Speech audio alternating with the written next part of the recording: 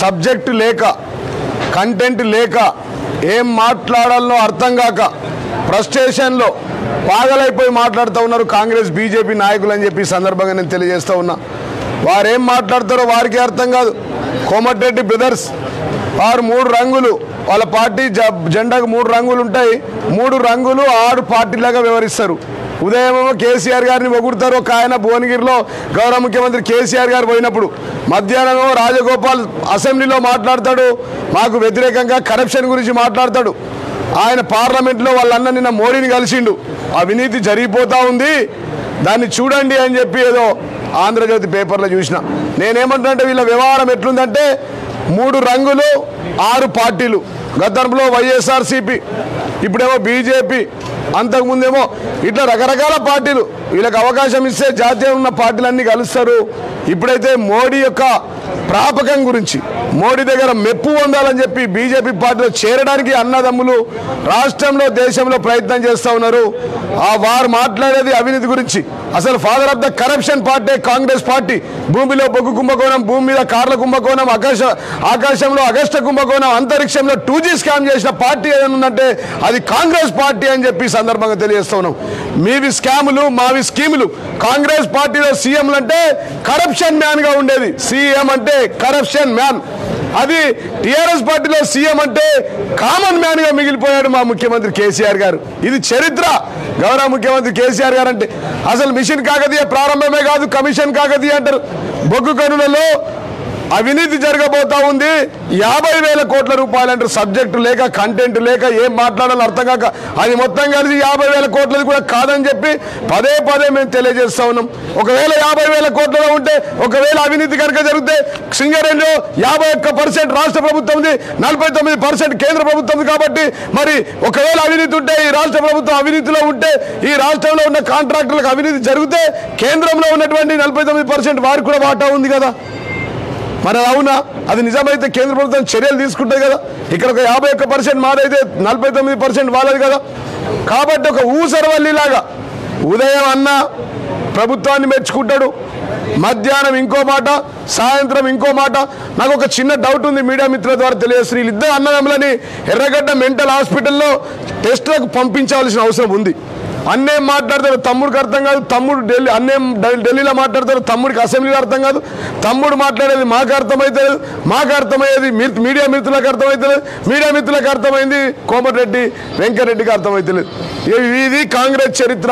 పొద్దున్న లేస్తే వాళ్ళు ఉన్నారు 6, 3 రంగుల పార్టీ కాంగ్రెస్ పార్టీ ఉన్నారు 6 మాటలు. జగ్గారెడ్డి గారు ఒకటి మాట్లాడతారు, బట్టి విక్రమార్క లోపల ఒకటి మాట్లాడతారు, శ్రీధర్ బాబు గారు అసెంబ్లీలో మీడియా మిత్రులతో చిట్చాట్ చేస్తాడు, కోమటిరెడ్డి రాజగోపాల్ ఇంకోటి మాట్లాడతాడు, మా సీతక్క ఇంకొకటి మాట్లాడుతుంది. 3 పార్టీలు 6 రంగులు 6 పార్టీలు 6 మాటలు. ఇది వారి యొక్క చరిత్ర. మేమంటా ఉన్నాం A to Z వరకు. నిన్న సోనియా గాంధీ పదే బాధపడుతూ ఉంది పాపం. ఆ రోజే అమరేందర్ సింగ్ని ఆ పాత ఇసుక మాఫియాలో అరెస్ట్ చేసి ఉంటే, జైలుకు పంపుంటే ఈ దరిద్రం మాకు పట్టేది కాదు, కాంగ్రెస్కి కంపు తగిలేది కాదు, ఇలా 23 మంది వ్యతిరేకంగా మాట్లాడేది కాదని చెప్పి నేను సోనియా గాంధీ అంతర్గతంగా బహిర్గతంగా అన్నది ఈ నేషనల్ మీడియాలో కూడా వచ్చింది. సోనియా గాంధీ గారు ఆ రోజే అమరేందర్ సింగ్ని జైలుకు పంపిస్తే అయిపోయేదని. అట్లాంటి party Congress party, father of the corruption party Congress party. అసలు వారు ఈ విధంగా మాట్లాడుతారు. బీజేపీ వాళ్ళు ఈ అంగడంతా పోయినాక పుంగడు పోయడానికి వచ్చి ఇయ్యాల కోర్టుకు పోయారు. శాసనసభ మీద కోర్టులకు అధికారం లేదని అందరికీ తెలుసు. ఏదో రిక్వెస్ట్ చేసుకుని ఇలా చివరి రియల్నో రేపో చివరి రోజు కాబోతా ఉంది అసెంబ్లీ.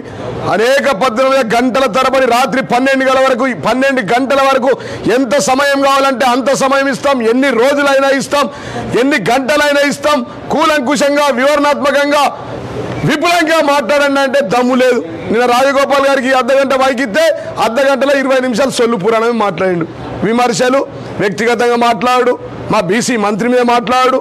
ఇవాళ యావత్ తెలంగాణలో బీసీలంతా తూతు అని ఉంసే స్థితికి చేరుకున్నాడు రాజగోపాల్ గారు. మేము అంటూ ఉన్నాం, మేము చాలా స్పష్టంగా చెప్తాం, ఒకవేళ బీజేపీలకు సబ్జెక్టు ఉండి కంటెంట్ ఉండి అసెంబ్లీలో మమ్మల్ని నిలదీయాలా, మా మేనిఫెస్టోలో అంశాలు ఉన్నాయి, ఎదురు తిరగాల, మాట్లాడాలా, ప్రజల పక్షం వైపు మాట్లాడాలా, అసెంబ్లీ ఉన్నదే మాట్లాడడానికి కానీ రచ్చ చేయడం రెచ్చగొట్టడానికి కాదని గ్రహించి ఉంటే, పొడియంలోకి పోకపోతే, రాజాసింగ్ అట్లాంటి మాటలు మాట్లాడకపోతే, రాజేందర్ గారు RRR అట ఇంకా వీళ్ళకు పెద్ద టైటిల్ పెట్టుకున్నారు, ఏ సినిమా టైటిల్. వీళ్ళ టైటిల్ రెచ్చగొట్టడం రెచ్చగొట్టడం ఒక ఆయన, ఈయన రెచ్చగొడతాడు, ఆయన రెచ్చిపోతాడు, ఇంకొక ఆయన రెచ్చిపోవడం. ఇట్లాంటి పరిస్థితిలో RRR ఉన్నారు పాపం. అంగడంతా పోయినాక పుంగడు పోయడానికి వచ్చి ఇప్పుడు అసెంబ్లీ లాబీలో ఉన్నారట.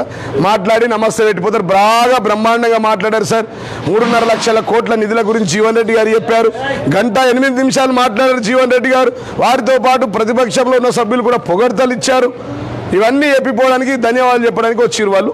మేమేమంటున్నాం, మీకు నీతి నిజాయితీ ఉంటే ఇప్పటికైనా మా మేనిఫెస్టోలో మేము అమలు చేయని అంశాలను లేవనెత్తడానికి లేదు. వాళ్ళ దుకాణం బంద్ అయిపోయింది. ఇక నీళ్లు నిధులు నియామకాలు మా ట్యాగ్ లైన్ ఫుల్ఫిల్ చేశాం. బంగారు తెలంగాణ నిర్మాణ భాగస్వాములు అయిపోయారు.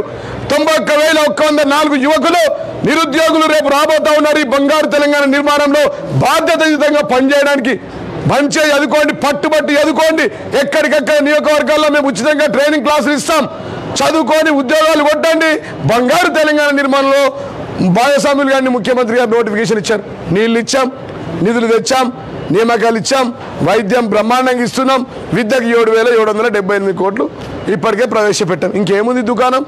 కాంగ్రెస్ బీజేపీల దుకాణాలు బంద్ అయిపోయినాయి. ఏ విధంగా అయితే ఈ రాష్ట్రంలో టీడీపీ ఆఫీస్కు టూలెట్ బోర్డు పడ్డదో అదే విధంగా కాంగ్రెస్ బీజేపీ ఆఫీసులో గాంధీ భవన్ కావచ్చు, అది బీజేపీ భవన్ కావచ్చు, ఆ 2 భవన్లకు టూలెట్ బోర్డు పెట్టుకుంటారు.